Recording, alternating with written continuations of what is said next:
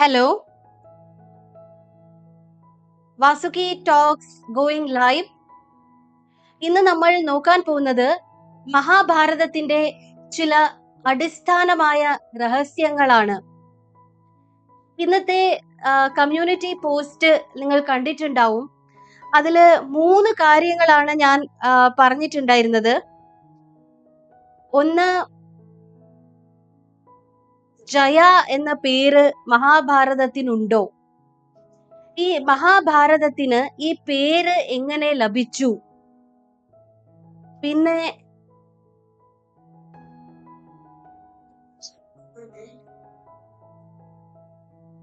മഹാഭാരതത്തിന് ഈ പേര് എങ്ങനെ ലഭിച്ചു?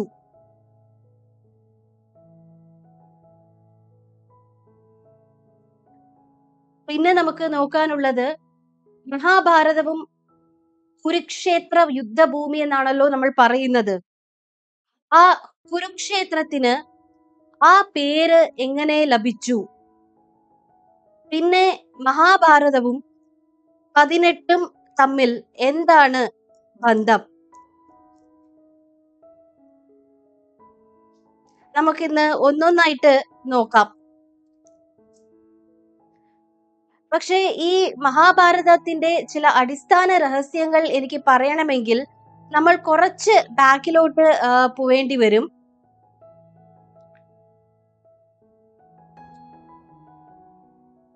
അതെന്താന്ന് വെച്ച് കഴിഞ്ഞാൽ, നമുക്ക് എല്ലാവർക്കും അറിയാം, മഹാഭാരതം എഴുതിയത് വ്യാസ മഹർഷിയുടെ നിർദ്ദേശത്തിൽ മഹാഗണപതിയാണെന്നും അവര് രണ്ടുപേരും തമ്മിൽ ഒരു ഉടമ്പടിയും ഉണ്ടായിരുന്നു, അല്ലെ? ഇടതടവില്ലാതെ ഞാൻ നിനക്ക് മഹാഭാരതം അർത്ഥസഹിതം പറഞ്ഞു തരുമ്പോൾ ഒരു സംശയവും ഇങ്ങോട്ട് തിരിച്ചു ചോദിക്കാതെ, ഒരു ഇടതടവില്ലാതെ നീ എഴുതണം. അങ്ങനെ മഹാഗണപതി അത് എഴുതുമ്പോൾ അദ്ദേഹത്തിന്റെ എഴുത്താണിയുടെ ആ മുന ഒടിഞ്ഞു പോവുകയും അങ്ങനെ എഴുത്തിനൊരു ഭംഗം വരാതിരിക്കാൻ അദ്ദേഹം അപ്പോൾ തന്നെ കൊമ്പ് അദ്ദേഹത്തിന്റെ പൊട്ടിച്ച് മഹാഭാരതം എഴുതി. അങ്ങനെയാണ് പിന്നെ മഹാഗണപതിക്ക് ഏകദന്തൻ എന്നൊരു പേരും വന്നത്. വ്യാസൻ, മഹാഗണപതി, ഇവരാണ് നമുക്ക് തന്നത് മഹാഭാരതം. പക്ഷെ ഭൂമിയിൽ ജീവിക്കുന്ന സാധാരണക്കാരായ നമ്മൾക്ക് മഹാഭാരതം എങ്ങനെ ലഭിച്ചു? അതിനൊരു ബാക്ക് സ്റ്റോറി ഉണ്ട്. കുറച്ച് നമുക്ക് പിന്നോട്ട് പോവേണ്ടി വരും. പഞ്ചപാണ്ഡവരില് അർജുനന്റെ പൗത്രനാണ് പരീക്ഷിത് രാജാവ്. അർജുന പുത്രനായ അഭിമന്യുവിന്റെയും ഉത്തരയുടെയും മകൻ. അങ്ങനെ അദ്ദേഹം ഉത്തര ഗർഭത്തിലിരിക്കുമ്പോൾ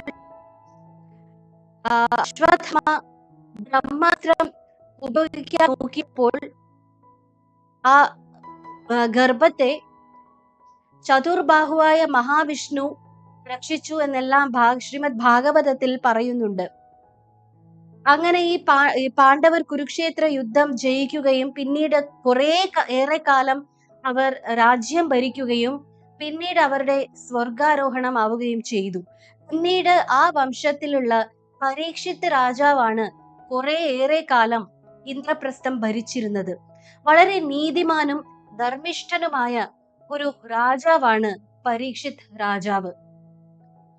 അങ്ങനെ ഒരു ദിവസം അദ്ദേഹത്തിന്റെ രാജ്യത്തിൽ ഇങ്ങനെ നടക്കുമ്പോ ഒരു പശുവിനെയും ഒരു വെളുത്ത കാളേനെയും കണ്ടു. ഈ പശു വല്ലാതെ മെലിഞ്ഞ് ചടച്ച് നിൽക്കുകയായിരുന്നു, വല്ലാതെ തേങ്ങി കരയായിരുന്നു ഈ പശു. ആ വെളുത്ത കാളയ്ക്ക് ഒരു കാലേ ഉണ്ടായിരുന്നുള്ളൂ. ആ ബാക്കി 3 കാലും രാജാവിന്റെ വേഷത്തിൽ നിൽക്കുന്ന ഒരാള് തല്ലി പൊട്ടിച്ചു. ആ ബാക്കി നിൽക്കുന്ന ഒരേ ഒരു കാലും കൂടി പൊട്ടിക്കാനുള്ള ഒരു ശ്രമത്തിലായിരുന്നു അയാൾ. ഉടനെ തന്നെ പരീക്ഷിത് തന്റെ വാളെടുത്ത്, എന്തിനാണ് ഈ മിണ്ടാപ്രാണിയെ ഇങ്ങനെ ഹിംസിക്കുന്നത് എന്ന് ചോദിച്ചു. അതിനെ വിടുവാൻ പറഞ്ഞു. അപ്പോൾ ആണ് ഇതില് വേറൊരു മീനിങ് ഉള്ളത്. സത്യയുഗത്തിന് 4 പ്രധാനപ്പെട്ട കാര്യങ്ങൾ ഉണ്ടായിരുന്നു: തപസ്, ശൗചം, അതായത് വൃത്തി, പിന്നെ ദയ, സത്യം. അങ്ങനെ ഈ ദ്വാപരം ഒക്കെ തീർന്ന് കലിയുഗം തുടങ്ങിയപ്പോ തന്നെ അതിന്റെ ചില സൂചനകൾ പരീക്ഷത്തിന് കിട്ടി. അങ്ങനെ ആ ആദ്യത്തെ 3 ക്ഷയിച്ചു പോവുകയും ആ 3 കാലാണ് ആ കാളയുടെ പോയത്. ആ ഒരു കാൽ മാത്രമായിരുന്നു ബാക്കി. ആ സമയത്താണ് പരീക്ഷിത്ത് രാജാവ് വന്ന് ആ ഒരു കാൽ രക്ഷിച്ചത്. ആ ഒരു കാലാണ് കലിയുഗത്തിലെ ഇന്ന് നിലനിൽക്കുന്ന സത്യം. എന്നിട്ട് പരീക്ഷിത്ത് രാജാവ് ചോദിച്ചു, എന്തിനാ ഇങ്ങനെ ദ്രോഹിക്കുന്നത്? നിനക്ക് എന്താ വേണ്ടത്? അയാൾ പറഞ്ഞു, അയാള് കലിപുരുഷനാട്ടോ. അപ്പൊ അയാൾ പറഞ്ഞു, എനിക്ക് താമസിക്കാൻ ഒരു സ്ഥലം വേണം. നിന്നെ പോലത്തെ ആൾക്കാർക്ക് താമസിക്കാൻ നല്ല സ്ഥലങ്ങളുണ്ടല്ലോ. ചൂതാട്ട കേന്ദ്രമുണ്ട്, മദ്യശാലകളുണ്ട്, അധാർമികമായ രീതിയിൽ ലൈംഗിക വേഴ്ചകൾ ചെയ്യുന്ന സ്ഥലത്ത് നിനക്ക് പോയി നിന്നുകൂടെ? മിണ്ടാപ്രാണികളെ ഒരു ആവശ്യവുമില്ലാതെ ദ്രോഹിക്കുന്ന സ്ഥലത്ത് പോയി നിനക്ക് നിന്നുകൂടെ എന്ന് ചോദിച്ചപ്പോൾ, ഇവിടൊക്കെ ഞാൻ പോയി രാജാവേ, എനിക്ക് ആ സ്ഥലമൊക്കെ വല്ലാതെ മുഷിഞ്ഞു, എനിക്ക് വേറെ ഒരു സ്ഥലം കാണിച്ചു തരൂ എന്ന് പറഞ്ഞപ്പോൾ, അങ്ങനെ അന്ന് മുതൽ കലിക്ക് 5ാമത്തെ ഒരു വാസസ്ഥലം കിട്ടി. ആ 5ാമത്തെ വാസസ്ഥലമാണ് ഇന്നത്തെ കലിയുഗത്തിൽ പല പ്രശ്നങ്ങൾക്ക് കാരണം. എത്രയോ പാവപ്പെട്ട പെൺകുട്ടികൾ, എത്രയോ ഇന്നസെന്റ് ആയി ഒരു തെറ്റും ചെയ്യാത്ത പാവപ്പെട്ട പെൺകുട്ടികൾ നമ്മൾ കാണുന്നില്ലേ? സ്ത്രീധനത്തിന്റെ പേരില്, സ്വർണം കുറഞ്ഞു പോയതിന്റെ പേരില് നിഷ്ഠൂരമായി കൊല ചെയ്യപ്പെടുന്നത്, എന്നിട്ട് ആത്മഹത്യയാക്കുന്നു. അവർക്കും ജീവിക്കാൻ റൈറ്റില്ലേ? ജീവിക്കുകയാണ് ഞാൻ, സഹോദരിമാരുടെ. അങ്ങനെ കലി 5ാമത്തെ സ്ഥലത്ത് താമസിച്ചു. സ്വർണം. പിന്നെ അങ്ങനെ കുറേയേറെ കാലം കഴിഞ്ഞ് പരീക്ഷിത്ത് രാജാവ് വേട്ടയ്ക്ക് ഇറങ്ങി. അങ്ങനെ അദ്ദേഹം വല്ലാതെ ക്ഷീണിക്കുകയും അയാൾക്ക് വിശപ്പും ദാഹവും എല്ലാം വന്നു.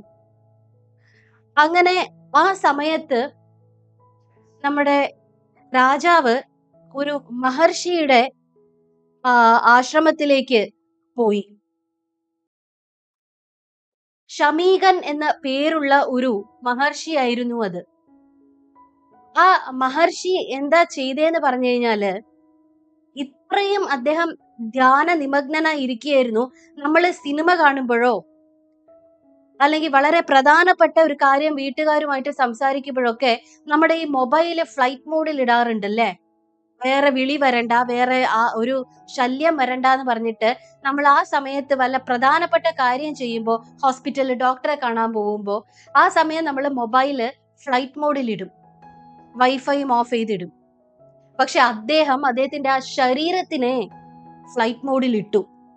അതായത് പുറത്ത് നടക്കുന്ന ഒന്നും അദ്ദേഹം അറിഞ്ഞില്ല. കാരണം അദ്ദേഹത്തിന്റെ ജ്ഞാനേന്ദ്രിയം, അദ്ദേഹത്തിന്റെ കർമ്മേന്ദ്രിയം, അദ്ദേഹത്തിന്റെ മനസ്സ്, ബുദ്ധി എല്ലാം അദ്ദേഹത്തിന്റെ വരുതിയിലായിരുന്നു, കൺട്രോളിലായിരുന്നു. അങ്ങനെ ഈ രാജാവ് വന്നത് അദ്ദേഹം അറിഞ്ഞില്ല. കലിയുടെ ഒരു ചെറിയ ഇൻഫ്ലുവൻസ് നോക്കിക്കോളൂ ട്ടോ.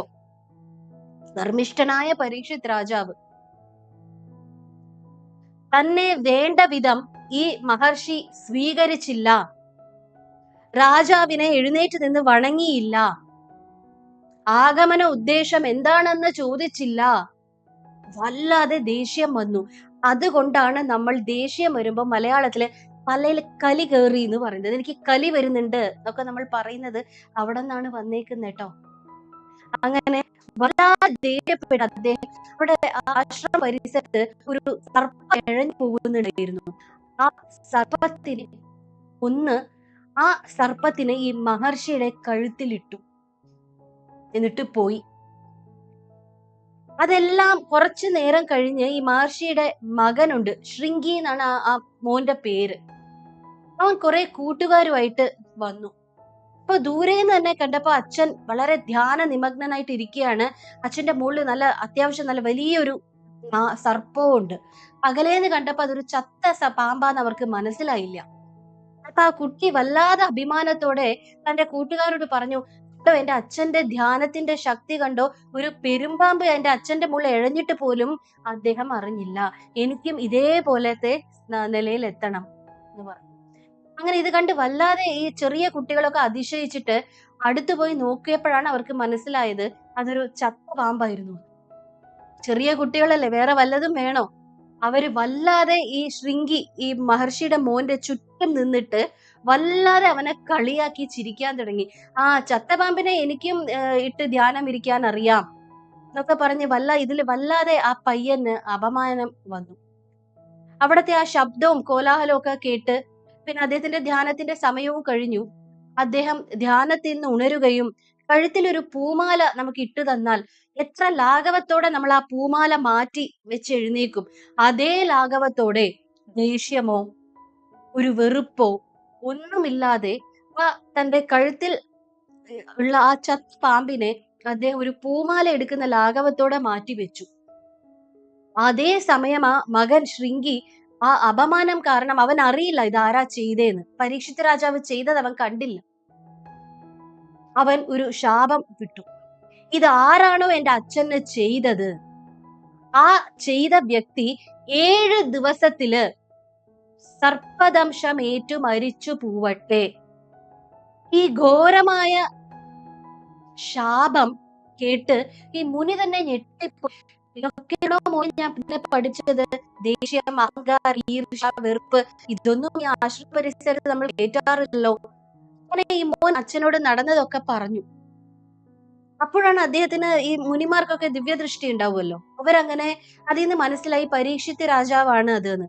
പറഞ്ഞു അദ്ദേഹം വളരെ ധർമ്മിഷ്ഠനാണ്, സത്യസന്ധനാണ്, നീതിമാനാണ്, തത്പരൻ ആണ്. ഇങ്ങനെ ഈ രാജാവിനെ മോനെ നീ ശപിക്കാൻ പാടില്ലായിരുന്നു അദ്ദേഹം ചെയ്ത ഒരു തെറ്റിന്. ഇപ്പൊ തന്നെ കൊട്ടാരത്തിൽ പോയി നീ ഇങ്ങനെ ചെയ്തിട്ടുണ്ട് എന്ന് പോയി പറയൂ. അദ്ദേഹം രക്ഷപ്പെടുകയാണെങ്കിൽ രക്ഷപ്പെട്ടോട്ടെ. അങ്ങനെ ഈ മോൻ ആ കൊട്ടാരത്തിൽ പോയി കാര്യം പറഞ്ഞു. അങ്ങനെ പരീക്ഷിത്ത് സർവ അദ്ദേഹത്തിന്റെ സന്നാഹങ്ങളൊക്കെയായി പിന്നെ കുറെ അകലെ പോയി എങ്ങനെയെങ്കിലും മരണത്തിൽ നിന്ന് രക്ഷപ്പെടണം എന്ന്. പക്ഷെ നമുക്കതിന്ന് ഇപ്പൊ വരും രക്ഷപ്പെടാൻ പറ്റില്ലല്ലോ. അങ്ങനെ ഈ ശൃംഗി പറഞ്ഞ 7ാമത്തെ ദിവസം ആ രാത്രിയിലെ അവസാനത്തെ അതും കൂടി കഴിഞ്ഞാൽ 7ാമത്തെ ദിവസമായി പരീക്ഷിച്ച് രക്ഷപ്പെട്ടു കേട്ടോ. പക്ഷെ ആ സമയത്ത് അദ്ദേഹം പറഞ്ഞു എനിക്ക് വല്ലാതെ വിശക്കുന്നുണ്ട്, എനിക്ക് എന്തെങ്കിലും കഴിക്കാൻ വേണം എന്ന് പറഞ്ഞു. അങ്ങനെ അദ്ദേഹത്തിന്റെ ഒരു ഭൃത്യൻ അദ്ദേഹത്തിനൊരു മാമ്പഴം കൊണ്ടു കൊടുക്കുകയും അങ്ങനെ ആ മാമ്പഴം കഴിച്ച് അദ്ദേഹം അതിൽ ഒരു ചെറിയ പുഴുവിന്റെ രൂപത്തിലുണ്ടായിരുന്ന ഒരു തക്ഷകൻ എന്ന സർപ്പത്തിന്റെ ദംശനമേറ്റ് പരീക്ഷിത്ത് മരിച്ചു. പിന്നീട് കുറെ കാലം കഴിഞ്ഞിട്ടാണ്, അന്ന് ജന്മേജയൻ കുട്ടിയായിരുന്നിരിക്കും, കുറെ കാലം കഴിഞ്ഞിട്ടാണ് തന്റെ അച്ഛന്റെ യഥാർത്ഥ മരണ കാരണം ജനമേജയൻ അറിയുന്നത്. അങ്ങനെ അവൻ തീരുമാനിച്ചു തന്റെ അച്ഛന്റെ മരണത്തിന് കാരണക്കാരനായ തക്ഷകനെയും ഈ സർപ്പവംശത്തിനെയും തന്നെ ഞാൻ തീർക്കും. അങ്ങനെ ജനമേജയൻ ഒരു സർപ്പ സത്രം നടത്തി. ആ സത്രത്തില് വ്യാസ മഹർഷിയും ഉണ്ടായിരുന്നു. അങ്ങനെ അനേക ഘോര തപശക്തിയുള്ള മഹർഷിമാര് വന്ന് ഹോമം യാഗം നടത്തുകയും അവര് ഓരോ നാഗത്തിന്റെയും പേര് പറഞ്ഞ് ആ യാഗാഗ്നിയിൽ ഹോമാവുതികൾ ഇടുന്ന സമയത്ത് ഓരോ നാഗങ്ങൾ അതിൽ വീണ് മരിച്ചുകൊണ്ടിരുന്നു. അങ്ങനെ ആ നാഗവംശത്തിന് തന്നെ വലിയ ഒരു നഷ്ടം സംഭവിച്ചു. അങ്ങനെ തക്ഷകനും കുറച്ച് സർപ്പങ്ങളും മാത്രം ബാക്കിയായ സമയത്ത് ഇന്ദ്രന്റെ രക്ഷയില് തക്ഷകൻ എങ്ങനെയോ പിടിച്ചു നിന്നു. പക്ഷെ ഈ മന്ത്രത്തിന്റെ ശക്തി അവര് കൂട്ടി കൊണ്ടുവരുന്ന സമയത്ത് പതുക്കെ തക്ഷകനും അവനോടൊപ്പം ഇന്ദ്രനും ആ അഗ്നിയിൽ പതിക്കുവാൻ തുടങ്ങി. ആ സമയം തന്നെ തന്റെ വംശത്തെ രക്ഷിക്കുവാനായി വാസുകി എന്ന നാഗം ഇടപെടുകയും അങ്ങനെ വാസുകി ഒരു മുനിശ്രേഷ്ഠനുമായി തന്റെ സഹോദരിയായ മാനസാദേവിയെ വിവാഹം കഴിപ്പിച്ചിരുന്നു. അങ്ങനെ വാസുകിയുടെ സഹോദര പുത്രനാണ് ആസ്തികൻ. ആ ഒരു ബാലനായിരുന്നു ആ ആസ്തികൻ ആ സമയത്ത്. അങ്ങനെ ആ സർപ്പസത്രം നടക്കുന്ന സ്ഥലത്ത് ആ ആസ്തികൻ എന്ന ആ ബ്രാഹ്മണ ബാലൻ വരികയും ഞാൻ ചോദിക്കുന്ന ദക്ഷിണ, ഞാൻ ചോദിക്കുന്നത് എന്തോ എനിക്ക് ദാനമായിട്ട് തരണം എന്ന് ഒരു കണ്ടീഷൻ വെച്ചു. ജനമേജയനോട്. എത്ര വേണമെങ്കിലും സ്വർണം തരാം, വെള്ളി തരാം, രാജ്യത്തിന്റെ പകുതി വേണമെങ്കിലും തരാം, പക്ഷേ സർപ്പസത്രം ഞാൻ നിർത്തില്ല എന്ന് പറഞ്ഞു. അങ്ങനെ ആസ്തികൻ പറഞ്ഞു, ഞാൻ ചോദിക്കുന്നത് തരണം. നിങ്ങൾ പറയുന്നത് ഞാൻ വാങ്ങിക്കഴിഞ്ഞാൽ അത് ദാനമാവില്ല. എനിക്ക് എന്താണോ വേണ്ടത് അതാണ് നിങ്ങൾ തരേണ്ടത്. അങ്ങനെ അവിടെയുള്ള അദ്ദേഹത്തിന്റെ ഗുരുശ്രേഷ്ഠന്മാരും വ്യാസൻ പോലെ വലിയ മഹർഷിമാരോടും ഒക്കെ ആലോചിച്ചപ്പോൾ സർപ്പസത്രം നിർത്തണം എന്നാണ് ആ ബാലൻ ആവശ്യപ്പെട്ടത്, ആസ്തികൻ. അങ്ങനെ അദ്ദേഹത്തിന്റെ ആവശ്യപ്രകാരം ജനമേജയൻ ആ സർപ്പസത്രം നിർത്തുകയും അങ്ങനെ തക്ഷനും ഇന്ദ്രനും ഒക്കെ രക്ഷപ്പെട്ടു. ഈ സർപ്പസത്രത്തില് ഇത്രയേറെ നാഗങ്ങൾ വീണ് മരിക്കാൻ വേറൊരു കാരണവുമുണ്ട്. നിങ്ങൾ എന്റെ വീഡിയോയിൽ ഗരുഡൻ എന്റെ ഒരു ലോങ് വീഡിയോ ഞാൻ ചെയ്തിട്ടുണ്ട്. ആ ലോങ് വീഡിയോ ഞാൻ ഇതില് കമന്റിൽ പിൻ ചെയ്ത് വെക്കുകയും ഡിസ്ക്രിപ്ഷൻ ബോക്സിലും ആ ലോങ് വീഡിയോ കൊടുക്കാം. കാരണം ഈ ഗരുഡന്റെ അമ്മ ആണ് വിനത. ആ വിനതയുടെ സഹോദരിയാണ് കദ്രു. ഇവര് രണ്ടുപേരും തമ്മില് ഒരു ചപലമായ പന്തയം വെച്ചു. എന്താന്ന് വെച്ച് കഴിഞ്ഞാൽ, ഒരു ദിവസം അവർ ഇരിക്കുമ്പോ ആകാശത്തിലൂടെ ഇന്ദ്രന്റെ ഒരു കുതിര, വെള്ള കുതിര പോകുന്നുണ്ടാവും. അപ്പോ കദ്രു പറയും, കദ്രു നാഗങ്ങളുടെ അമ്മയാണ്, പറയും അതിന്റെ വാലിന്റെ തുമ്പില് ഒരു കറുത്ത അഴുക്ക് പറ്റി പിടിച്ചിട്ടുണ്ട്. അപ്പൊ വിനത പറയും, എനിക്ക് കാണുന്നില്ല. അവർ പറയും, ഇപ്പൊ ഞാൻ പറഞ്ഞത് ശരിയാണെങ്കിൽ നീ എന്റെ ദാസിയാവണം. അങ്ങനെ അവരൊരു പന്തയത്തിൽ ഏർപ്പെടുകയും അതിലെ ഒരു അഴുക്കുണ്ട് എന്ന് വരുത്തി തീർക്കാൻ കദ്രു സർപ്പ കുഞ്ഞുങ്ങളോട് ആ വെളുത്ത കുതിരയുടെ ആ വാലിൽ അത് അറിയാതെ കയറി പറ്റാൻ പറയും. വാസുകിയോടും പറയും. അപ്പൊ വാസുകി പറയും, ഞാൻ കള്ളത്തിന് കൂട്ടു നിൽക്കില്ല. അങ്ങനെ വാസുകിയുടെ പക്ഷം പിടിച്ച ചില നാഗങ്ങളും നിങ്ങൾ കള്ളം പറയില്ല എന്ന് പറഞ്ഞപ്പോൾ നിങ്ങളൊക്കെ അഗ്നിയിൽ വീണ് മരിക്കും എന്ന് സ്വന്തം അമ്മ തന്നെ നാഗങ്ങളെ ശപിക്കുകയും അതിന്റെ അനന്തര ഫലമായിട്ടാണ് ഈ സർപ്പസത്രം നടന്നു എന്ന് വേണമെങ്കിൽ നമുക്ക് പറയാം. പക്ഷെ അതിൽ രക്ഷിക്കാൻ ഒരാൾ വരുമെന്നും ഒരു വാലറ്റം, ഇപ്പൊ നമ്മൾ കോടതിയിലൊക്കെ പോയി കഴിഞ്ഞാൽ കീഴ്ക്കോടതി നമുക്ക് ശരിയായത് തന്നില്ലെങ്കിൽ പോകുന്നില്ല, പോലെ തന്നെ ഇവിടെ ഒരു വരുമെന്നും താൻ ശ്രമിച്ചെങ്കിലും ഇതിനൊരു പോംവഴി ഒരു പറഞ്ഞു കൊടുത്തു. ആ രക്ഷനായിട്ട് വന്നതാണ് ഈ ആസ്തികൻ. അതേമാതിരി നമ്മുടെ ഈ സർപ്പസത്രം ഈ ജനമേജയൻ ഇത്ര മുനിശ്രേഷ്ഠന്മാരെ ഒക്കെ വിളിച്ചു വരുത്തി നടത്തിയെങ്കിലും അത് പൂർത്തീകരിച്ചില്ല. അതിനുമുണ്ട് ഈ ജനമേജയന് 3 സഹോദരന്മാരാണ്. ശ്രുതസേനൻ, ഉഗ്രസേനൻ, ഭീമസേനൻ. അവർ 3 പേരും ജനമേജയനും കൂടി ഒരു യാഗം നടത്തുമ്പോ അവിടെ ദേവലോകത്ത് നിന്നും ഒരു സുരമ എന്ന് പറഞ്ഞ ഒരു സരമ എന്ന് പറഞ്ഞ ഒരു നായയുടെ കുഞ്ഞ്, ഒരു ചെറിയ നായ്ക്കുട്ടി ആ യാഗസ്ഥലത്ത് വരും. അപ്പൊ യാഗം നടക്കുന്ന സ്ഥലത്ത് ഈ നായ വന്നത് അവർക്ക് ഇഷ്ടമാവില്ല. അത് അവിടെ യാഗത്തിന് ഒരു തടസ്സവും വരുത്തിയില്ല. അവിടെയുള്ള യാഗത്തിന് വെച്ചിരിക്കുന്ന നെയ്യോ വെണ്ണയോ പൂജാദ്രവ്യങ്ങളോ ഹോമാവതികളോ ഒന്നും അത് നക്കുകയോ അടുത്തുക പോലും വന്നില്ല. പക്ഷെ അതിന്റെ ആ സാന്നിധ്യം അവർക്ക് പിടിച്ചില്ല.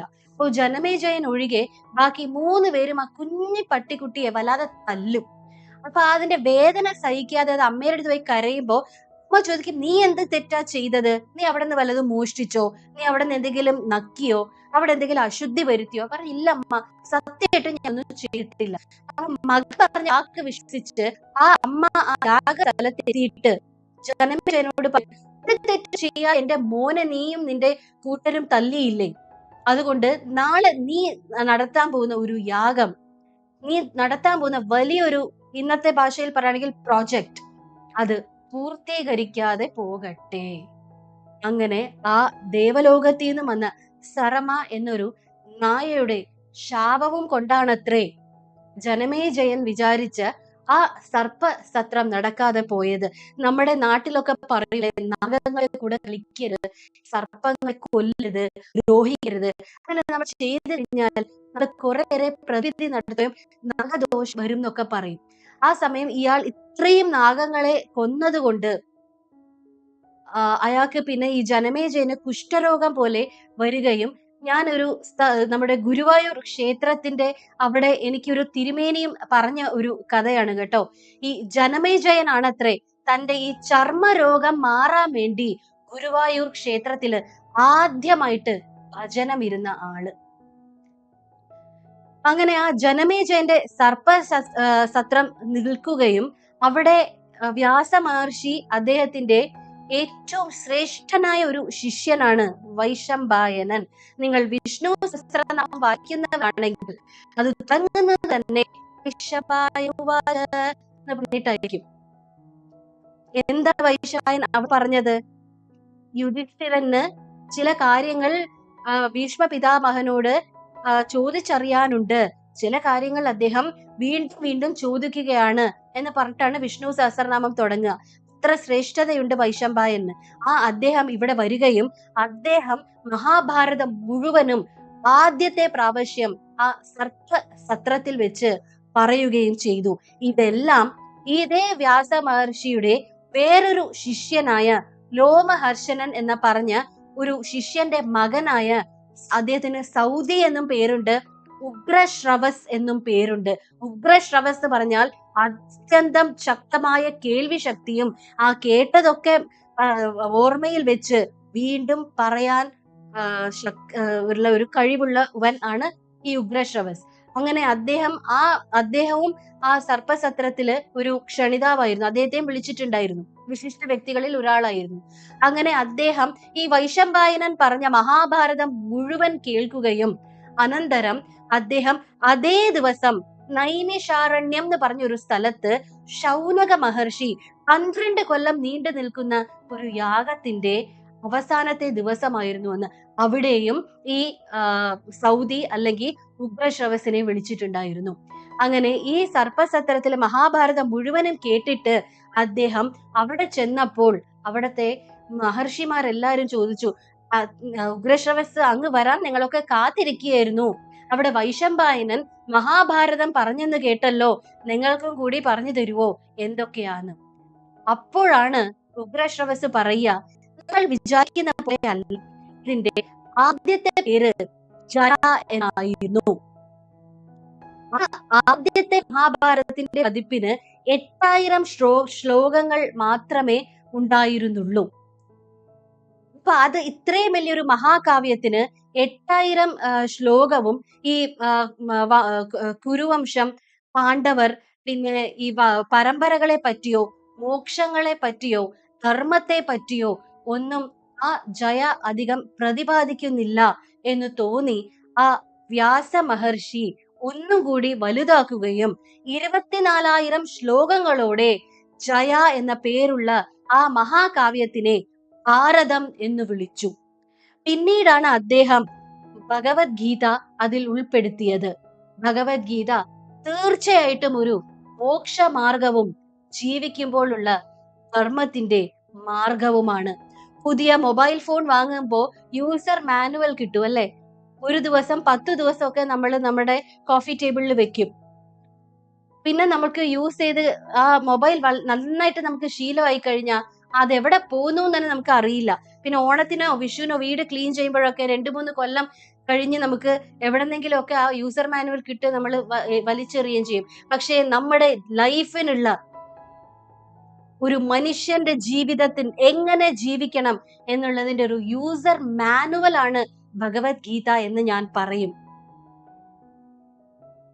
ആ ഭഗവത്ഗീത മോക്ഷമാർഗവും ധർമ്മമാർഗവും കാണിക്കുന്നത് കൊണ്ടും വിദുര നീതിയുണ്ട്, യക്ഷപ്രശ്നമുണ്ട്, വിഷ്ണു സഹസ്രനാമമുണ്ട്. അങ്ങനെ അതിനെ അദ്ദേഹം ഭാരതം എന്ന പേര് മാറ്റി മഹാഭാരതം എന്ന് വെക്കുകയും 1,50,000 മുകളിൽ ശ്ലോകങ്ങൾ വയ്ക്കുകയും ചെയ്തു. ഇതാണ് ഘട്ടം ഘട്ടമായി ജയ, ഭാരതം, ഇപ്പോൾ നമുക്കറിയുന്ന മഹാഭാരതം എന്ന ആ പേര് ഈ മഹാകാവ്യത്തിന് ലഭിച്ചത്. പിന്നെ നമ്മൾക്ക് നോക്കേണ്ടത് എന്താന്ന് വെച്ച് കഴിഞ്ഞാല്, എങ്ങനെയാണ് ഇതിന് കുരുക്ഷേത്രം എന്ന പേര് വന്നത്?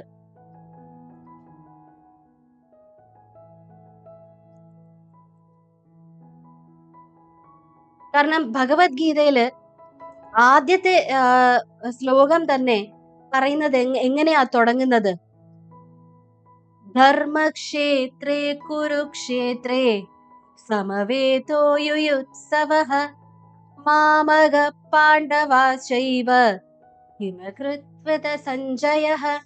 ആ ധൃതരാഷ്ട്രർ പറയുന്ന ആദ്യത്തെ ശ്ലോകത്തിൽ തന്നെ ശത്രുതയുടെയും വെറുപ്പിന്റെയും, രണ്ട് കുടുംബങ്ങൾ പിരിഞ്ഞു എന്നുള്ളതിന്റെയും ആ ഫസ്റ്റ് വിത്ത് തന്നെ അവിടെ വന്നു കഴിഞ്ഞു. രണ്ട് ബ്രദേഴ്സിന്റെ കുട്ടികളാണ്, ഒക്കെ നമ്മുടെ കുട്ടികളാണ്. നമ്മുടെ കുട്ടികളൊക്കെ എവിടെയാ നിക്കണേ എന്നല്ല ധൃതരാഷ്ട്രർ ചോദിച്ചു. എന്റെ കുട്ടികളും പാണ്ഡവ ശൈവ പാണ്ഡുപുത്രന്മാരും എവിടെയാണ് നിൽക്കുന്നേ സഞ്ജയ എന്നാണ് ആദ്യത്തെ ശ്ലോകത്തിൽ തന്നെ അദ്ദേഹം ചോദിച്ചത്. അത് തന്നെയാണ് ഈ കുരുക്ഷേത്ര യുദ്ധത്തിന്റെ, ഈ ബ്ലഡ് ലൈൻ തമ്മിലുള്ള യുദ്ധത്തിന്റെ ആദ്യത്തെ സീഡ്. പക്ഷെ കുരുക്ഷേത്ര യുദ്ധമോ അല്ലെങ്കിൽ അത് ഭഗവത്ഗീതയോ ഒന്നുമല്ല മഹാഭാരതത്തിന്റെ ഈ ധർമ്മയുദ്ധം വരാൻ വേണ്ടിയിട്ടുള്ള വിത്ത് വിതച്ചതിന്റെ സംഭവം. ഇതൊന്നുമല്ല, മറിച്ച് വേറെ ഒരു സംഭവമാണ്. ആ ഒരൊറ്റ സംഭവം നടന്നത് കൊണ്ടാണ് ആ ഈ ധർമ്മയുദ്ധത്തിന് നാന്ദി കുറിച്ചത്. അതെന്താന്ന് ഞാൻ താമസിയാതെ ലൈവ് സ്ട്രീമിങ്ങിൽ പറയാം. അങ്ങനെ ഈ ധർമ്മക്ഷേത്രമായ കുരുക്ഷേത്രം, എന്താണ് ഇതിന് ഇത്രയേറെ പ്രത്യേകത? ഈ കുരുവംശത്തില്, അതുകൊണ്ടാണല്ലോ കുരുവംശം കൗരവർ എന്ന് പറയുന്നത്. അതില് ദുഷ്യന്തന്റെയും ശകുന്തളയുടെയും പുത്രനാണ് ഭരതൻ. ആ ഭരതന്റെ വംശത്തിൽ കുറേയേറെ തലമുറകൾക്ക് ശേഷം പിറന്ന ഒരു ആളാണ് കുരു. അങ്ങനെ അദ്ദേഹം ഒരു ഘട്ടമായപ്പോൾ രാജ്യം പുത്രനെ ഏൽപ്പിച്ച് വാനപ്രസ്ഥത്തിന് പോയി. ആ പോയ സ്ഥലം ബ്രഹ്മാവ് സൃഷ്ടിച്ച സ്ഥലമാണെന്നും ആ സ്ഥലത്തിന് ഉത്തരവേദി എന്നുമായിരുന്നു പേര്. അങ്ങനെ ആ സ്ഥലത്ത് അദ്ദേഹം ഒരു ചെറിയ പർണശാല പോലെ താമസിക്കുവാൻ തുടങ്ങി. അങ്ങനെ അദ്ദേഹം ഇടയ്ക്കിടയ്ക്ക് തപസ് ചെയ്യും. പക്ഷെ അധികം നേരവും അദ്ദേഹം അവിടെ ഒരു വല്ലാതെ ആ സ്ഥലം ഉഴുതുമറിക്കുമായിരുന്നു. കലപ്പ കൊണ്ടും വല്ലാതെ ഉഴുതുമറിക്കുമായിരുന്നു. അപ്പൊ ഒരു ദിവസം ആ വഴി പോയ ഇന്ദ്രൻ ചോദിക്കും, അങ്ങ് എന്തിനാണ് ഇവിടെ വാനപ്രസ്ഥവും എടുത്ത് ഇങ്ങനെ എന്നും എന്തിനാണ് ഈ ഭൂമി ഇങ്ങനെ ഉഴുതുമറിക്കുന്നത്? എന്താണ് അങ്ങയുടെ ഉദ്ദേശം? പക്ഷെ ഈ ഇന്ദ്രൻ ചോദിച്ചതിന് അദ്ദേഹം ഒരു മറുപടിയും കൊടുക്കില്ല, ചിരിക്കും. അതൊന്നുമില്ല എന്ന് പറഞ്ഞിട്ട് ചിരിക്കും. അങ്ങനെ ഇന്ദ്രനും അദ്ദേഹത്തിന്റെ തന്നെ വാസസ്ഥലമായ ദേവലോകത്തേക്ക് പോകും. അങ്ങനെ കുറെ മാസമല്ല കൊല്ലങ്ങൾ പോകുമ്പോഴും ഇദ്ദേഹം ഈ കിളയ്ക്കുന്ന പരിപാടി നിർത്തുന്നില്ല. അങ്ങനെ അദ്ദേഹം വന്ന് ചോദിച്ചു, അങ്ങേക്ക് സഹായത്തിന് ആള് വേണമെങ്കിൽ ഞാൻ ദേവലോകത്തിൽ നിന്ന് വിടാം. അങ്ങ് ഒറ്റയ്ക്ക് ചെയ്യുന്നത് കൊണ്ടായിരിക്കും ഇത്രയേറെ കാലമാകുന്നത്. അങ്ങേ നല്ല പ്രായാധിക്യവും ഉണ്ടല്ലോ.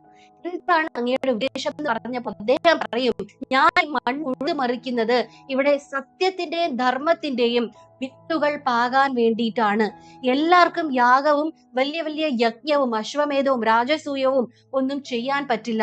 പക്ഷെ ഞാൻ ഇവിടെ വിതയ്ക്കുന്ന ധർമ്മത്തിന്റെയും സത്യത്തിന്റെയും വിത്തുകൾ കാരണം ഈ മണ്ണിൽ വന്ന് മരിക്കുന്നവന് തീർച്ചയായിട്ടും മോക്ഷം കിട്ടും. ആ ഒറ്റ കാരണം കൊണ്ടാണ് ഞാൻ ഇവിടെ ഉഴുതുമറിക്കുന്നത് എന്ന് പറയും. ഞാൻ ധർമ്മത്തിന്റെയും സത്യത്തിന്റെയും വിത്തുകളാണ് ഇവിടെ വിതയ്ക്കാൻ പോകുന്നത്. ഇത് കേട്ട് വല്ലാതെ ചിരിക്കും നമ്മുടെ ദേവേന്ദ്രൻ. എന്നിട്ട് അദ്ദേഹം അദ്ദേഹത്തിന്റെ സ്വർഗരാജ്യത്ത് പോയി അദ്ദേഹത്തിന്റെ സഭയിലുള്ള മറ്റു ദേവന്മാരെയും ഗന്ധർവന്മാരെയും യക്ഷന്മാരെയും കിന്നരന്മാരെയും അപ്സരസിനെ എല്ലാം വിളിച്ച് ഇത് പറഞ്ഞ് വലിയ ഒരു ഫലിതം പോലെ പറയുമ്പോൾ ഇത് കേട്ട് ആരും ചിരിക്കില്ല. കാരണം ദേവന്മാർക്ക് ശക്തി കിട്ടുന്നത് യജ്ഞത്തിൽ നമ്മൾ സമർപ്പിക്കുന്ന ഹോമാഹൂതികളിലൂടെയാണ്. അങ്ങനെ യാഗവും യജ്ഞവും ചെയ്യാതെ തന്നെ ആ പുണ്യഭൂമിയിൽ ചെന്ന് മരിച്ചു കഴിഞ്ഞാൽ ദേവന്മാരുടെ ശക്തി ശയിക്കും. അങ്ങനെ അവിടെയുള്ള മറ്റു ദേവന്മാർ പറഞ്ഞപ്പോഴാണ് ഈ കാര്യത്തിന്റെ ഗൗരവം ഇന്ദ്രന് മനസ്സിലായത്. അങ്ങനെ മറ്റു ദേവന്മാരുടെ ഉപദേശം അനുസരിച്ച് അദ്ദേഹം ഉടൻ തന്നെ കുരുവിന്റെ അവിടെ പോവുകയും അങ്ങേക്ക് ഇങ്ങനെ അങ്ങ് ചെയ്യരുത്, ഞാൻ അങ്ങേക്ക് ഒരു വരം തരാം. ഇവിടെ വന്ന് ഇവിടെ ഒരു യുദ്ധം നടക്കുമ്പോൾ ഇവിടെ വന്ന് യുദ്ധം ചെയ്ത് മരിക്കുന്ന ഒരു യോദ്ധാവ് തീർച്ചയായിട്ടും സ്വർഗം പ്രാപിക്കും. ഇവിടെ വന്ന് ഉപവാസം അനുഷ്ഠിച്ച് അങ്ങനെ ഉപവാസം അനുഷ്ഠിക്കുകയും അതിന്റെ ഫലമായി നാച്ചുറലായിട്ട് തന്നെ ഒരാൾ മരിക്കുകയാണെങ്കിൽ അവർക്ക് മോക്ഷം കിട്ടും എന്ന് പറഞ്ഞ് ആ ഗുരു പറഞ്ഞ ചില ഈ ഉപാധികളൊക്കെ ചെറിയ രീതിയിൽ ഇങ്ങോട്ട് ട്വിസ്റ്റ് ചെയ്തു. അങ്ങനെ യാഗവും യജ്ഞവും നിൽക്കില്ല, മറിച്ച് ഇവിടെ വരുന്നവർ അറിയാതെ മരണം എപ്പോഴാ വരുന്നേന്ന് അറിയില്ല, ഇവിടെ വന്ന് മരണപ്പെടുന്നവർക്ക് മോക്ഷം എന്തായാലും കിട്ടും എന്ന ആ രീതിയിലാക്കുകയും ഇത്രയും ദിവസം ഈ മണ്ണ് ഉഴുത് മറിച്ചത് കൊണ്ട് ഇത് അങ്ങയുടെ പേരിൽ തന്നെ അറിയപ്പെടുമെന്നും അങ്ങ് ഇവിടെ ധർമ്മത്തിന്റെയും സത്യത്തിന്റെയും വിത്തുകൾ തന്നെ വിതയ്ക്കാൻ ഇരുന്നത് കൊണ്ട് ഇതിന് ധർമ്മക്ഷേത്രം എന്നും അങ്ങയുടെ പേരായ കുരുക്ഷേത്രം എന്നും അറിയപ്പെടുമെന്നും പറഞ്ഞു. പറഞ്ഞ ആ വാക്ക് കൊടുത്ത ഇന്ദ്രൻ കുരുവിന് വാക്ക് കൊടുത്ത ആ ക്ഷണം തന്നെ ത്രിമൂർത്തികളായ ബ്രഹ്മ വിഷ്ണു മഹേശ്വരന്മാർ അവിടെ വരികയും ആ ഇന്ദ്രൻ പറഞ്ഞതിന് അവര് തന്നെ ഒരു സാക്ഷികളാവുകയും അതിന് സാക്ഷ്യം വഹിച്ച് അവർ ശരിവെക്കുകയും ചെയ്തു. ഇതിന് ഈ ഭൂമിക്ക് സ്യമന്ത പഞ്ചകം എന്നും പേരുണ്ട്. അങ്ങനെയാണ് ആ ഇന്ദ്രൻ കൊടുത്ത വാക്കിന്റെ പേര് കൊണ്ടാണ് ഭഗവത്ഗീതയിലെ ആദ്യത്തെ ശ്ലോകത്തിൽ ധർമ്മക്ഷേത്രേ കുരുക്ഷേത്രേ, ധർമ്മക്ഷേത്രമായ കുരുക്ഷേത്ര ഭൂമിയിൽ എന്റെയും എന്റെ സഹോദരനായ പാണ്ഡുവിന്റെയും പുത്രന്മാർ എവിടെയൊക്കെയാണ് നിൽക്കുന്നതെന്ന് ധൃതരാഷ്ട്രർ ചോദിക്കുന്നത്. അങ്ങനെയാണ് ഈ യുദ്ധഭൂമിക്ക് കുരുക്ഷേത്രം എന്ന പേര് വന്നത്. പിന്നെ നമുക്ക് നോക്കാനുള്ളത് മഹാഭാരതവും 18 തമ്മിൽ എന്താണ് ബന്ധം? ഞാൻ ആദ്യമേ പറഞ്ഞു, ഈ മഹാഭാരതം കാലക്രമേണ ആദ്യം ജയ, ഭാരതം, മഹാഭാരതം എന്നാണ് അറിയപ്പെട്ടതെന്ന്. ഒരു സംസ്കൃതത്തില് ഒരു സിസ്റ്റം ഉണ്ട്. ഈ കർണാടക സംഗീതത്തിന്റെ രാഗങ്ങളൊക്കെ ചിട്ടപ്പെടുത്തുന്നത് ആ ഒരു സമ്പ്രദായം അനുസരിച്ചിട്ടാണ്. അതിനെ കടപ്പയാതി സിസ്റ്റം എന്ന് പറയും. അതില് ഈ ച വർഗം, ഈ നമ്മുടെ ഈ സ്വരാക്ഷരം വ്യഞ്ജനാക്ഷരം ഇല്ലേ, അതില് ചവർഗമില്ലേ, ചച്ച ജ ജ ഞ, അതില് ചക്ക് 6 എന്ന വാല്യൂവും ആ ചായ്ക്ക് 7ഉം ജലത്തിന്റെ ജയ്ക്ക് അല്ലെങ്കിൽ ജയയുടെ ജയ്ക്ക് 8ഉമാണ് വാല്യൂ. പിന്നെ ക ച ഡ ത പ പിന്നെ വരുന്ന യ റ ല വ, അതില് യാ ആദ്യത്തെ അക്ഷരമായ യായ്ക്ക് 1ആണ് വാല്യൂ. ഇത് വേറൊന്നും പറയുന്നുണ്ട്. ഇപ്പൊ നമ്മള് 8 ജയയുടെ ജയ്ക്ക് 8, സായ്ക്ക് 1 എന്നിടുമ്പോ 81 വരിക. പക്ഷെ ഈ കടപ്പയാതി സമ്പ്രദായം പറയുന്നത് നമ്മള് വലതുവശത്തിൽ കൂടി വരണം എന്നാണ്. അപ്പൊ അങ്ങനെ 1ഉം 8ഉം ഇടുമ്പോൾ അങ്ങനെ ആദ്യമായി മഹാഭാരതത്തിന്റെ വാല്യൂ 18 എന്ന് വരുന്നു. മഹാഭാരത യുദ്ധം നടന്നത് 18 ദിവസം. മഹാഭാരതത്തിന് 18 പർവങ്ങൾ. ശ്രീമദ് ഭഗവത്ഗീതയ്ക്ക് 18 അധ്യായങ്ങൾ. ഇത് വേറെ ഒരു കാര്യം കൂടി പറയാം. അതേമാതിരി അക്ഷൗഹിണി എന്ന് നിങ്ങൾ കേട്ടിട്ടുണ്ടാവും. അക്ഷൗഹിണി എന്ന് നിങ്ങൾ കേട്ടിട്ടുണ്ടാകും. പാണ്ഡവർക്ക് 7 അക്ഷൗഹിണിയേ ഉണ്ടായിരുന്നുള്ളൂ. എന്നാൽ കൗരവർക്ക് 11 അക്ഷൗഹിണി ഉണ്ടായിരുന്നു. നോക്കൂ നിങ്ങൾ, അതും ചേർക്കുമ്പോൾ പാണ്ഡവരുടെ 7ഉം കൗരവരുടെ 11ഉം അതും 18 തന്നെ വന്നിരിക്കുന്നു. പക്ഷെ എന്താണ് ഈ അക്ഷൗഹിണി? നമ്മൾ ഒരു പണ്ടുകാലത്തെ യുദ്ധം നോക്കിക്കഴിഞ്ഞാൽ അതിലെ ആർമി എന്ന് പറഞ്ഞു കഴിഞ്ഞാൽ ഇപ്പൊ നമുക്ക് ആർമി ഉണ്ട്, നേവി ഉണ്ട്, എയർഫോഴ്സ് ഉണ്ട്.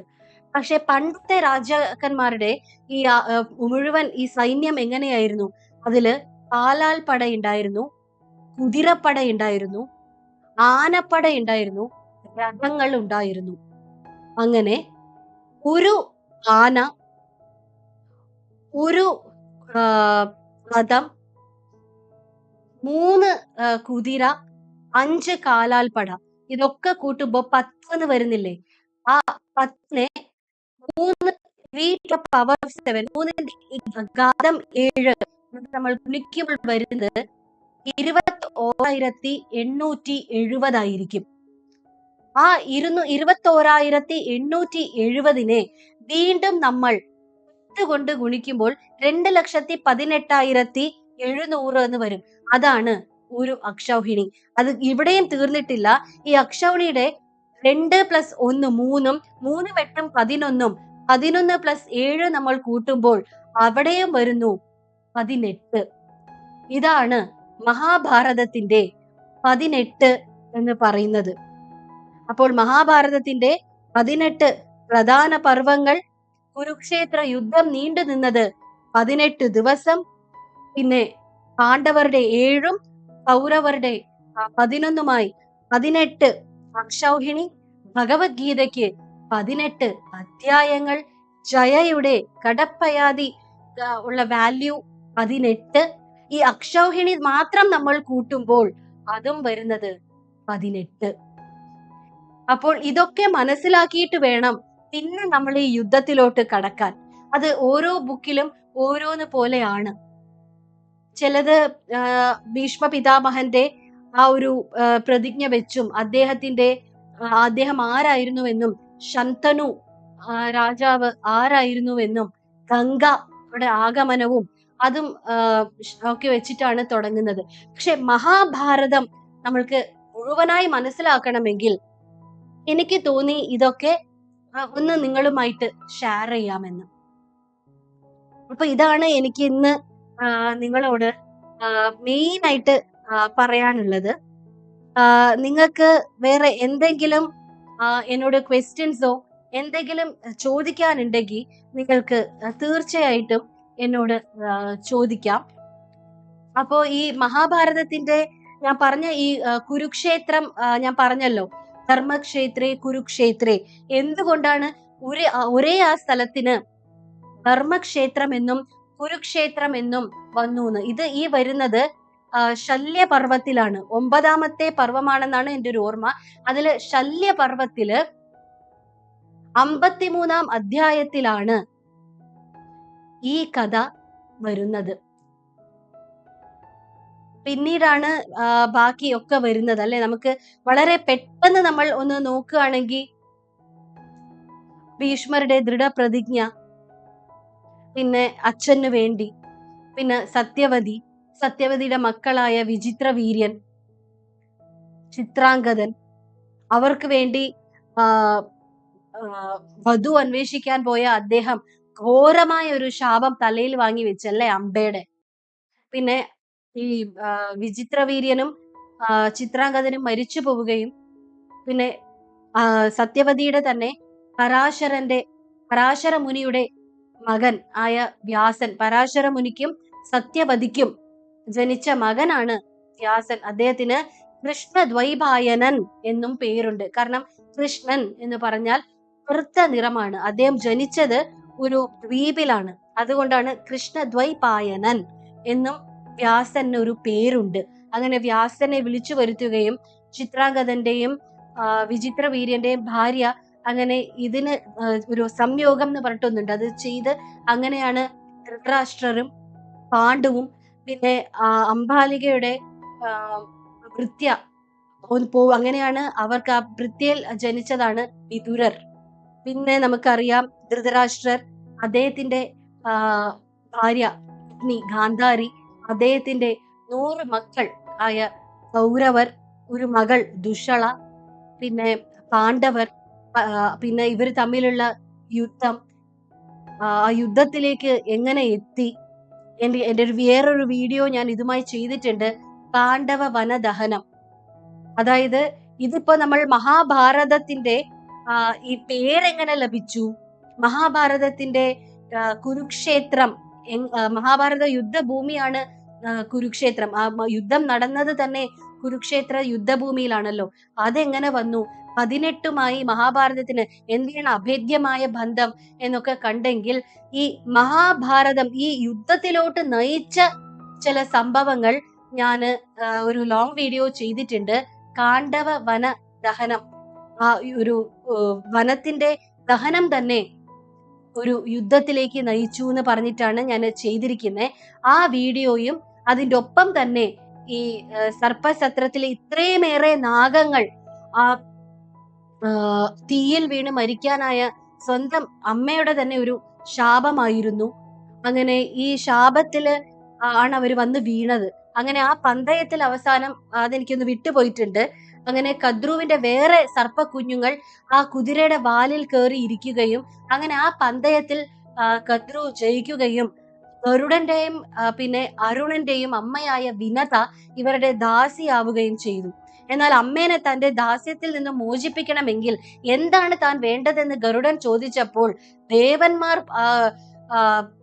നുകർന്ന അമൃതം തനിക്ക് കൊണ്ടു തന്നാൽ തന്റെ ദാസ്യവൃത്തിയിൽ നിന്നും അമ്മയെ മോചിപ്പിക്കാം എന്ന് ചെറിയമ്മ പറഞ്ഞപ്പോ അങ്ങനെ ആവട്ടെ എന്ന് പറഞ്ഞ് ഗരുഡൻ ദേവലോകത്ത് പോയി അമൃതം കൊണ്ടുവരികയും അങ്ങനെ ചെറിയമ്മയ്ക്ക് കൊടുക്കുകയും അങ്ങനെ തന്റെ സ്വന്തം അമ്മയെ ചെറിയമ്മയുടെ ദാസ്യത്തിൽ വൃത്തിയിൽ നിന്നും രക്ഷിക്കുകയും ചെയ്യുകയും ഇതെല്ലാം കണ്ടു നിന്ന മഹാവിഷ്ണു ഈ ഗരുഡന്റെ സത്യസന്ധത, കാരണം അമൃത കലശം അദ്ദേഹം എടുക്കുകയാണ് കയ്യില്, പക്ഷെ എന്നിരുന്നാലും അദ്ദേഹം ഒരു തുള്ളി അമൃതം പോലും അതിൽ നിന്ന് എടുത്തില്ല. അദ്ദേഹം ആ വാക്ക് ഇന്ദ്രനും കൊടുത്തിരുന്നു. അങ്ങനെ ഒരു തുള്ളി അമൃതം പോലും ഭക്ഷിക്കാതെ ഇത്രയും സത്യസന്ധമായി ഇത്രയും ധർമ്മത്തിന്റെ പാതയിൽ നടക്കുന്ന ഗരുഡനെ കണ്ട് ഒരുപാട് അദ്ദേഹത്തിന് ഇഷ്ടപ്പെട്ടു. ഇന്നത്തെ ഭാഷയെ പറഞ്ഞ ഇംപ്രസ്ഡ്. അങ്ങനെ എന്താ വേണ്ടേ ഗരുഡ നിനക്ക് എന്ന് ചോദിച്ചപ്പോ എനിക്ക് അമൃതം ഭക്ഷിക്കാതെ അമരനാവണമെന്നും അങ്ങയുടെ തന്നെ വാഹനമായി വരണമെന്നും പറഞ്ഞു. അങ്ങനെയാണ് ഗരുഡൻ മഹാവിഷ്ണുവിന്റെ വാഹനമായത്. അതുകൊണ്ടാണ് നമ്മുടെ വിഷ്ണു സഹസ്രനാമത്തില് ഗരുഡധ്വജ എന്ന ഒരു 533 നാമം ഗരുഡധ്വജ എന്നൊരു നാമവും ഉണ്ട്. ഈ വീഡിയോയും ഇതിനോടൊപ്പം തന്നെ പാണ്ഡവ വനദഹനം മഹാഭാരതത്തിലോട്ട് നയിച്ച ചില പ്രധാന സംഭവങ്ങൾ അത് എല്ലാം വെച്ചിട്ട് ഞാൻ ചെയ്തിട്ടുണ്ട്. ഇത് രണ്ടും ഞാൻ പിൻ ചെയ്തു വെക്കാം. അപ്പോൾ ഇതൊക്കെ ഒരു എന്താ പറയാ ഒരു ബേസിക് കാര്യങ്ങളാണ്. അപ്പോ ഇതൊക്കെ ഇതിന്റെ ചില ബേസിക് കാര്യങ്ങൾ അറിഞ്ഞിട്ട് നമ്മൾ മഹാഭാരതം വായിക്കുമ്പോൾ ഇത് അക്ഷൗഹിണി അതെന്താ ഇപ്പൊ നിങ്ങൾ ഇനി വായിക്കുമ്പോ അല്ലെങ്കിൽ നിങ്ങൾ മഹാഭാരതം സീരിയലോ അല്ലെങ്കിൽ ബുക്കോ വായിക്കുമ്പോൾ ഇനി ഞാൻ പറഞ്ഞത് നിങ്ങൾ ഓർമ്മിക്കണേ. ഇത് ഞാൻ ഈ ലൈവ് സ്ട്രീമിങ്ങിന്റെ ഇടയിൽ ഇത് ഞാനൊരു സ്ലൈഡ് ആയിട്ടും കൊടുത്തിട്ടുണ്ട്. ഇതിന് ശേഷം ഇതൊരു വീഡിയോ ഓൺ ഡിമാൻഡായി ഞാൻ വെക്കും. അപ്പോൾ നിങ്ങൾക്ക് അതിലും പോയി കാണാം. അപ്പോ ഇതാണ് ഈ അക്ഷൗഹിണി എന്ന് പറയുന്ന കൺസെപ്റ്റ് ഇതാണ്. അതേമാതിരി 18 എന്നുള്ളത് പലയിടത്തും ചെതറിക്കിടക്കുകയാണ്. അതൊക്കെ ഞാനൊന്ന് കൂട്ടി യോജിപ്പിച്ചു. പിന്നെ ഈ ശ്രീമദ് ഭഗവത്ഗീതയുടെ തന്നെ ആദ്യത്തെ ശ്ലോകം നിങ്ങൾ എപ്പോഴെങ്കിലും ചിന്തിച്ചിട്ടുണ്ടോ? എന്താ ധർമ്മക്ഷേത്രേ കുരുക്ഷേത്രേ? ഈ സ്ഥലത്തിന് ഈ കാരണം കൊണ്ടാണ് ഈ കുരുക്ഷേത്രം എന്ന പേര് വന്നതും കുരു എന്ന് പറഞ്ഞ രാജാവ് അവിടെ ധർമ്മത്തിന്റെയും സത്യത്തിന്റെയും വിത്ത് വിതയ്ക്കാൻ തീരുമാനിച്ചത് കൊണ്ടാണ് ആ സ്ഥലത്തിന് തന്നെ ധർമ്മക്ഷേത്രം എന്ന പേരും വന്നത്. ഇനി നിങ്ങൾ ഓരോ പർവമായിട്ട് വായിക്കുമ്പോൾ നിങ്ങൾക്ക് കുറച്ചും കൂടി വ്യക്തത വരും. ഓഹോ, മഹാഭാരതത്തിന് ഇങ്ങനെയല്ലേ ഈ പേര് വന്നേ. ഓഹോ, യുദ്ധത്തിലോട്ട് കടക്കുമ്പോ അത് ശരി ഇങ്ങനെയാണല്ലേ, ഇതാണല്ലേ അക്ഷൗഹിണി എന്ന് പറഞ്ഞിട്ട് അക്ഷൗഹിണിയുടെ 7 ഇതുണ്ട്. അതാണ് 3 പവർ ഓഫ് 7 എന്ന് ഞാൻ പറഞ്ഞത്. അതെങ്ങനെയാന്ന് നിങ്ങൾക്ക് ഞാൻ ആ ഒരു 16:9 ഞാൻ ഒരു പടം അതിൽ കൊടുത്തിട്ടുണ്ട്, ഒന്നും കൂടി നിങ്ങൾക്ക് വ്യക്തമായി മനസ്സിലാക്കാൻ വേണ്ടിയിട്ട്. പിന്നെ ഈ ജനമേജയന്റെ സർപ്പസത്രം, അതിന്റെ പിന്നാമ്പുറ കഥകൾ, അവിടെയും ഗരുഡന്റെ ഒരു ഇതുണ്ട്. ഈ ഗരുഡന്റെ ചെറിയമ്മയായ കദ്രുവിന്റെ ശാപം. അപ്പൊ ഈ ജനമേജയൻ നടത്തിയ സർപ്പസത്രത്തിൽ നിന്നുമാണ് വൈശമ്പായനൻ വഴി. വൈശമ്പായനൻ എവിടെ നിന്ന് കിട്ടി? വ്യാസനിന്ന് കിട്ടി. Vyasan to Vaishampayanan, Vaishampayanan to Ugrashravas. ഉഗ്രശ്രവസ് ഇത് നൈമിഷാരണ്യത്തിലുള്ള ശൗനക മഹർഷിയുടെ ആശ്രമത്തിലുള്ള അനേകം ഋഷിമാർക്ക് പറയുകയും അദ്ദേഹം ഈ മഹാഭാരതം തുടങ്ങുന്നത് തന്നെ ഈ കഥ വെച്ചിട്ടാണ്. പിന്നീടേ ഉള്ളൂ ഈ കുടുംബ പ്രശ്നത്തിലും ഈ എന്താ പറയാ ശന്തനു ആരാണ്, ഗംഗ എന്തിനാ മക്കളെ ജനിച്ചപ്പോ തന്നെ കുളത്തിലെറിഞ്ഞ് കൊന്നേ എന്നൊക്കെ കഥകൾ വരുന്നതൊക്കെ പിന്നീടാണ്. മഹാഭാരതം എങ്ങനെ വന്നു അതറിയാതെ മഹാഭാരതം വായിച്ചിട്ട് കാര്യമില്ലല്ലോ. അപ്പൊ ഭഗവത്ഗീത എങ്ങനെ വന്നു നമുക്കറിയാം, ഭീഷ്മ പർവത്തില് വന്നു എന്ന് നമുക്കറിയാം. അതേമാതിരി മഹാഭാരതം നമുക്ക് എങ്ങനെ കിട്ടിയെന്ന് അറിയണ്ടേ, അതിനാണ് ഞാനിത് പറഞ്ഞത്. ഇപ്പോ ചിങ്ങമാസം തുടങ്ങി, കല്യാണങ്ങളുടെ ഒക്കെ ഒരു സീസൺ ആണ്. നാളത്തെ ലൈവ് സ്ട്രീമിങ്ങില് നമുക്കൊരു കല്യാണത്തിന്റെ കഥ കേട്ടാലോ? എത്ര കേട്ടാലും എത്ര കണ്ടാലും മടുക്കാത്ത കല്യാണം, സീതയുടെയും രാമന്റെയും കല്യാണം. ഒരു പാട്ട് തന്നെ ഉണ്ടല്ലേ, സീതാ കല്യാണ വൈഭോഗമേ രാമാ കല്യാണ വൈഭോഗമേ. രാമൻ സീതയെ കണ്ടു. ജനകരാജാവ് പറഞ്ഞ ആ ഒരു കണ്ടീഷൻ, എന്റെ മകളെ കല്യാണം കഴിക്കണമെങ്കിൽ അവിടെ വെച്ചിരിക്കുന്ന ആ വില്ല് ഉയർത്തി ഞാൻ കെട്ടണം. എടുത്ത് കെട്ടുക മാത്രം, അത് പൊട്ടിക്കന്നെ ചെയ്തു. പക്ഷെ അതുവരെ ശ്രീരാമൻ എങ്ങനെ എത്തി? എങ്ങനെയാണ് അയോധ്യയിലുള്ള ശ്രീരാമൻ മിഥിലയിൽ എത്തിയത്? ആ സീതയെ അദ്ദേഹം കണ്ട ആ മിനിറ്റ് എവിടെ നിന്നാണ് അദ്ദേഹം, എങ്ങനെയാണ് അദ്ദേഹം മിഥിലയിൽ എത്തിപ്പെട്ടത്? ആ മിഥിലയിൽ എത്തുന്നവരെ ശ്രീരാമ ലക്ഷ്മണൻ എന്തൊക്കെ ചെയ്തു? എങ്ങനെയാണ് അവര് മിഥിലയിൽ വൈദേഹിനെ സീതയെ കല്യാണം കഴിച്ചത്? നാളെ സ്ട്രീമിംഗ് ലൈവ് at 7. ഈ കല്യാണത്തിന്റെ ഭാഗമാകാൻ വാസുകി ടോക്സ് കുടുംബാംഗങ്ങളോടൊപ്പം ഈ ലൈവ് സ്ട്രീമിംഗ് കാണുന്ന മറ്റു കൂട്ടുകാരും സബ്സ്ക്രൈബ് ചെയ്ത് ഈ കല്യാണ വൈഭോഗത്തിന്റെ ഭാഗമാകാൻ തീർച്ചയായിട്ടും വരുമല്ലോ. ഈ ലൈവ് സ്ട്രീമിംഗിൽ പാർട്ടിസിപ്പേറ്റ് ചെയ്ത എല്ലാവർക്കും ഹൃദയത്തിന്റെ ഭാഷയിൽ നന്ദി. ഇനി നാളെ ഒരു കല്യാണ